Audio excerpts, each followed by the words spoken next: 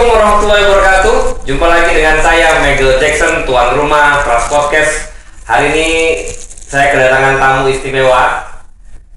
Beliau adalah senior saya, Rian Latif, yang akan maju sebagai wali kota Makassar. Assalamualaikum, selamat siang Bang. Waalaikumsalam. Cerah ya? Siang, sukses selalu. Sukses terus. Harus semangat. Harus semangat. Oh, iya. Saya melihat hari ini datang dengan batik Makassar, bukan?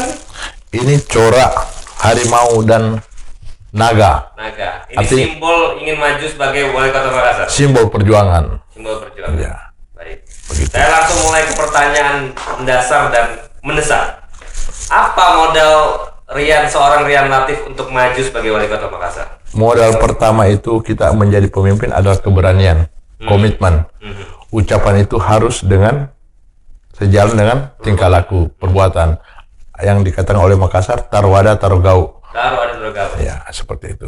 Jadi modalnya adalah keberanian. Keberanian dan isi tas. Dalam dunia politik, biar punya keberanian, kalau tidak ada isi tas sama dengan nol. Gitu. Jadi sejauh ini sudah banyak dukungan yang dikumpulkan lewat partai politik dan lain sebagainya. Jadi dukungan yang pertama itu dukungan hati nurani melihat kondisi masyarakat Kota Makassar yang butuh solusi. Jadi itu dorongan yang pertama, bukan ambisi pribadi tetapi keprihatinan saya terhadap kondisi masyarakat saat ini, dan kemudian saya banyak berdiskusi dengan raja-raja di Sulawesi Selatan dan tokoh-tokoh masyarakat. Makassar butuh solusi seperti itu. Dan Abang memberanikan diri untuk menjadi bagian dari solusi. Ya, insya Allah. Insya Allah. Kalau kita bicara dukungan politik, karena ya mohon maaf, maju pilkada itu kan harus cuma ada dua. kendaraan. Kalau ada perseorangan ya partai politik. Sudah ada yang kemudian melakukan lobby? Untuk saat ini saya melakukan lobby ada 3 partai. 3 partai. Boleh disebutkan? Partai Gerindra, PKS, PKB, Demokrat. Seperti itu. Nah, untuk mendapatkan kendaraan politik kita harus punya isi tas. Itu hukum politik di Indonesia. Begitu ya? Iya. Mahar ya? Pasti. Kenapa? Ini politik kita. Mau punya kendaraan harus inden. Nah, begitu juga ya kalau kita mau di showroom, kita mau kendaraan butuh inden. Nah, itulah politik Indonesia yang terjadi saat ini. Biaya administratif mungkin ya? Biaya administrasi. Baik. Yang dikatakan cost politik. Baik. Suara 4 partai tadi sudah cukup untuk mencalonkan sebagai kalau melihat kursi yang tersedia, Partai Gerindra 6 kursi, PKS 6 kursi, PKB 5 kursi, jadi 17 kursi, ditambah Demokrat 3, berarti 20 kursi. Cukup, ya? Cukup. Untuk mengusung calon wali kota itu butuh 10 kursi. Baik. Seperti itu. Cukup sebenarnya. Cukup. Yang mendasar sebenarnya selain dukungan politik adalah tadi. Saya berharap pemimpin itu atau calon kepala daerah itu bisa memetakan masalah. Ya. Nah, tadi saya riset sedikit tadi soal kota Makassar itu, dan ternyata banyak persoalan di sana. Ya. Saya sampaikan ke teman-teman para penonton, kira-kira minggu lalu atau 2 minggu saya ke Makassar. Ya. Saya melihat memang ada kemajuan di Makassar, tapi memang setelah saya baca itu ada beberapa hal permasalahan kota. Betul. Minta maaf misalnya soal sampah begitu. Memang sejauh apa sih masalah sampah ini tidak bisa dibereskan di Makassar begitu? Jadi begini, kesadaran. Jadi yang saya ingin lakukan adalah merubah mindset bahwa sampah itu adalah uang. Ini yang saya rubah. Kenapa? Sampah itu bisa menjadi energi alternatif atau energi terbarukan di listrik. Nah, ini yang kita tidak bisa lakukan di Kota Makassar, tapi daerah lain sudah melakukan. Berarti butuh sentuhan teknologi bagaimana sampah ini yang tadinya jadi masalah justru menjadi sumber energi terbarukan dan bisa menjadi timbunan daratan. Artinya kalau sudah jadi wali kota siap itu ya? Siap. Dengan teknologi itu ya? Basic saya adalah industri, jadi paham. Insya Allah. Insya Allah ya. Ya. Oke. Seperti Nah, itu. hal lain yang saya lihat tadi itu beberapa hal mendasar, misalnya terkait dengan tingkat kemiskinan. Minta maaf, itu saya baca tadi tingkat kemiskinan di Makassar ini dalam 10 tahun terakhir naik dari 4,4, koreksi kalau salah, ke 5,3% begitu. Apakah memang Abang melihat ada ada semacam gejala memang tren kemiskinan di Makassar itu meningkat? Ya, mungkin salah satu faktor adalah keterbatasan ketersediaan lapangan kerja. Nah, oleh sebab itu, karena basic saya seorang pengusaha, bagaimana menciptakan UKM di tengah masyarakat. Kita berikan peluang-peluang usaha buat UKM, kita beli modal kerja, memberikan kemudahan agar akses kredit, jangan dipersulit lah. Masa investasi dari luar kita bisa kasih fasilitas free pajak 10 tahun, itu kan nggak benar itu. Keadilan dengan rakyat sendiri nggak ada. Nah, ini yang harus saya lakukan. Bagaimana keadilan itu tepat sasaran kepada masyarakat Indonesia. Jadi pendapatan masyarakat itu yang bisa mendongkrak PAD Kota Makassar. Jadi Abang berpikir wirausaha akan menjemur. Iya, karena wirausaha itu membuka lapangan pekerjaan baru. Ini yang harus kita rubah. Mindset dulu kita rubah. Menggiring mereka, saya katakan tadi, sampah aja sekarang saya mau rubah mindset, sampah itu adalah duit. Kenapa? Kita bawa ke industri. Kenapa? Sampah itu bisa menjadi energi alternatif. Ya, pengganti energi listrik dan lain-lain. Begitu. Ya. Hal lain yang tadi juga saya lihat itu tingkat pendidikan. Ya. Saya baca tadi tingkat pendidikan di Makassar itu didominasi oleh lulusan SMA, Ya. 30%. Kemudian lulusan S1 itu sekitar 2 atau 3%. Ya, itu kembali lagi faktor kemampuan ekonomi. Nah, makanya melalui program saya nanti, seiring dengan program Presiden terpilih Bapak Prabowo, kita menggratiskan bagi anak-anak Makassar untuk kuliah gratis. Mantap. Itu Janji seorang wali kota. janji saya seorang wali kota dan pribadi saya. Begitu. Kita harus mengacu terhadap pribadi kita. Varian itu bisa nggak dipegang omongannya seperti itu kan? Jadi kita memberikan peluang kuliah gratis. Kenapa? Itulah menjadi modal dasar kita untuk melakukan perubahan di suatu daerah, perubahan pembangunan. Kita isi pola pikir masyarakat menjadi cerdas. Jadi satu keluarga, satu mahasiswa. Itu minimal. Ya. Jadi kalau bisa semua harus kuliah lah. Begitu. Duitnya dari mana? Kan ditanya masih duitnya dari mana? Nah, itu tadi ada keterkaitan dengan penambahan PAD terbarukan macam sampah yang menjadi duit. Sampah aja bisa jadi duit. Bagaimana kalau saya olah masyarakat bisa menjadi produktif? Berikan dia ilmu dan berikan dia fasilitas untuk berwirausaha seperti itu. Di kunci tetap di sana. Kuncinya seperti itu. Ya, karena basic saya ada di situ.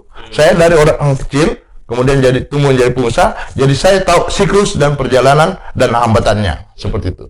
Kita bisa ngomong seperti ini karena kita tahu hambatan dan solusi. Seperti itu. 1-2 hari belakangan di Jakarta itu sedang ramai kasus soal ada pengemis meninggal di rumahnya sendiri dan sampai sekarang tidak bisa dikuburkan hanya karena persoalan tidak punya KTP. Pemerintah mau urus karena tidak punya KTP, tidak bisa membantu dan lain sebagainya. Saya menyebutnya ini semacam problem birokratik. Gitu. Apa yang Rian Latif tawarkan untuk menghadapi situasi seperti ini ketika kemudian orang dengan alasan birokratis tidak bisa bantu orang miskin yang tidak punya KTP, tidak punya akses untuk mengakses haknya sebagai warga negara. Ya. Apa yang bisa dilakukan seorang Rian Latif kalau jadi wali kota?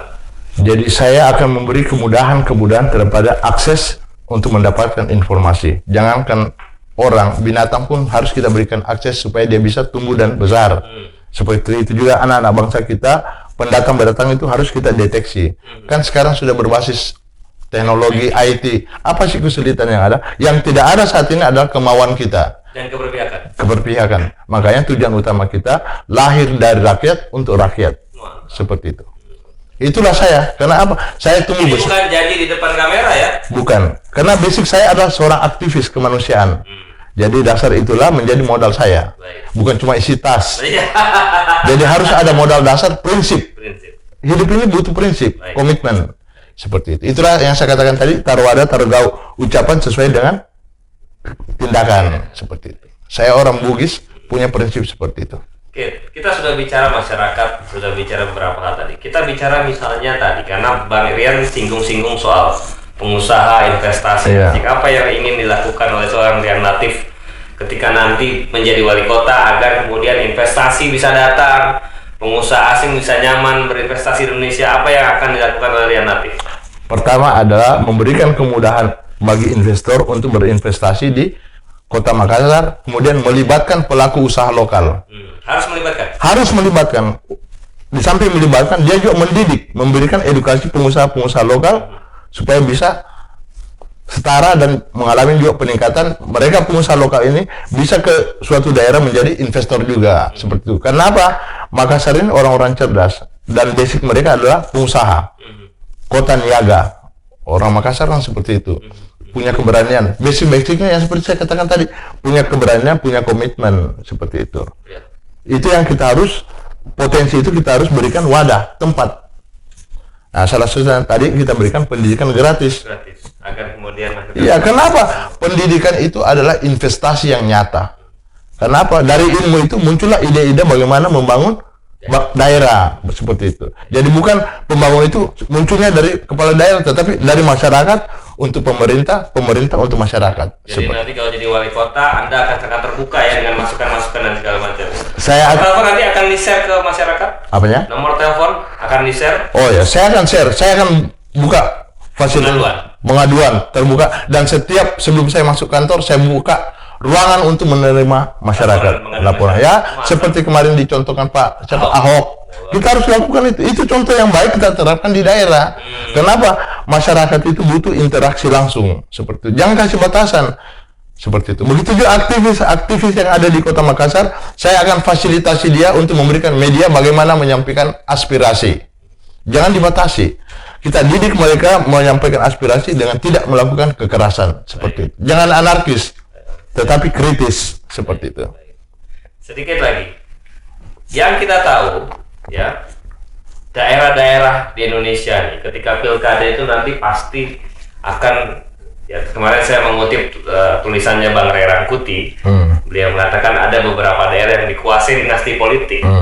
Saya menduga gitu ya, Makassar itu juga bagian dari satu kekuatan dinasti politik yang biasanya ada yang dominan di sana. Ya. Bagaimana trik seorang Rian Latif untuk menghadapi kekuatan dinasti politik? Jadi begini, kekuatan dinasti. Katanya istrinya Pak Dhani mau maju jadi. Ya, itu tidak ada yang melarang. Itu hak dia untuk maju. Disinilah kita mendidik masyarakat supaya realistis. Apa kebutuhan masyarakat? Maka pilihlah seorang pemimpin yang punya potensi, bukan hanya kena faktor darah dan keturunan. Seperti itu. Jadi potensi dinasti ini bagaimana kita hire potensi-potensi keturunan itu yang berguna buat masyarakat. Jadi jangan lagi dinasti-dinasti itu kan sistem kerajaan yang pernah saya sampaikan, menempatkan dinasti itu pada tempatnya. Bangsa ini adalah negara yang pondasinya adalah kerajaan Nusantara. Dinasti itu kan sistem kerajaan Nusantara. Itu yang kita rubah. Yang kita harus kedepankan adalah moralitas, etika. Itu yang harus kita kedepankan dalam membangun negara Republik Indonesia, diawali dari daerah seperti itu. Jadi seorang Rian Latif akan secara gentle menghadapi siapapun di dalam kompetisi pilkada ini. Insya Allah. Dan akan mengedepankan gagasan, kemudian inovasi dan sebagainya. Dan kita harus terbuka menerima. Kenapa? Kritikan masyarakat itu adalah input buat kita bagaimana kita melakukan inovasi-inovasi terbarukan. Jangan kita anti kritik. Kenapa? Karena saya tumbuh besar juga sebagai kritikus. Jadi saya bercermin pada diri saya. Karena kritik yang membangun itu sangat kita butuhkan dalam melakukan perubahan-perubahan pembangunan ke depannya. Seperti itu. Tadi Bang Rian sempat menyinggung raja-raja. Ya. Dan Abang juga secara eksplisit mengatakan itu bagian dari keturunan keluarga raja. Ya. Apa pesan para raja terhadap seorang Rian Latif ketika ingin maju menjadi wali kota Makassar? Jadi pesan para orang tua kita sepuh, jadilah pemimpin rakyat. Yang dikatakan yang mulia itu, panggilan biasanya ke seorang raja, bukan status sosial. Yang mulia itu adalah gambaran apakah kamu sudah melakukan hal-hal yang mulia buat masyarakat. Ini harus saya pertegas. Panggilan seorang raja atau keturunan raja yang dikatakan yang mulia Rian Latif contohnya, itu bukan status sosial, tetapi pengingat setiap saat bagi saya, apakah Rian Latif sudah melakukan hal-hal yang mulia buat masyarakat. Seperti itu. Jadi yang mulia itu adalah tindakan. Bukan sebutan. Ya, jadi mengingatkan Rian Latif, kau sudah melakukan enggak hal yang mulia buat masyarakat orang sekitar kamu. Itu. Ini kan yang salah selama ini. Anggapan kata yang mulia itu kayak status sosial, bukan. Ini yang saya mau katakan, tegaskan. Tindakan buat masyarakat. Yang mulia Rian Latif, apakah sudah kau lakukan hal-hal yang mulia buat masyarakat? Itu sebenarnya. Itulah tindakan yang harus pengingat buat saya. Seperti itu. Dan ini buat keturunan raja yang ada di Indonesia. Ingat, kata yang mulia itu pengingat buat Anda, apakah Anda sudah melakukan hal-hal yang mulia buat masyarakat. Baik. Seperti itu. Satu lagi sebelum pertanyaan terakhir, apa strategi kampanye daripada seorang relatif untuk memenangkan Pilwako ini? Kampanye saya yang pertama tentu turun ke masyarakat, melihat kenyataan, menyentuh hati nurani masyarakat. Di samping menyentuh hati nurani masyarakat, kita mengedukasi, memberikan wawasan-wawasan, terpilih atau tidak terpilih, saya menilai tindakan saya adalah suatu ibadah amal jariah. Ada tagline?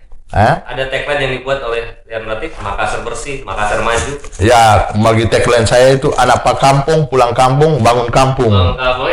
Seperti itu. Jadi artinya Saya anak kampung, pulang kampung, bangun kampung, menjadi kota metropolis. baik. Seperti itu.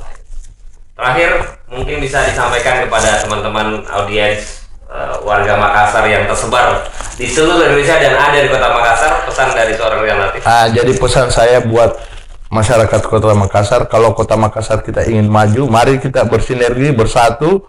Potensi orang Makassar itu punya keberanian. Nah, sekarang keberanian itu kita kelola menjadi hal yang positif, melakukan perubahan. Jadi jangan kita menjas kepemimpinan yang masa lalu hanya jeleknya, tetapi apa hasil kepemimpinan masa lalu yang baik kita tingkatkan, yang kurang kita perbaiki, seperti itu. Jangan hindari lagi ada konflik bahwa pemerintah masa lalu jelek, tapi yang jelek itu tugas kita memperbaiki, seperti itu. Jadi orang Makassar harus berani melakukan perubahan. Ya, harus berani. Satu ciri melakukan perubahan adalah memilih Rian. Ya, betul sekali. Saya kira begitu. Terima kasih teman-teman semua. Kita jumpa lagi di Transport berikutnya. Saya Jadi pamit. Makasih Bang. Ya, sama-sama. Assalamualaikum warahmatullahi wabarakatuh. Jungle.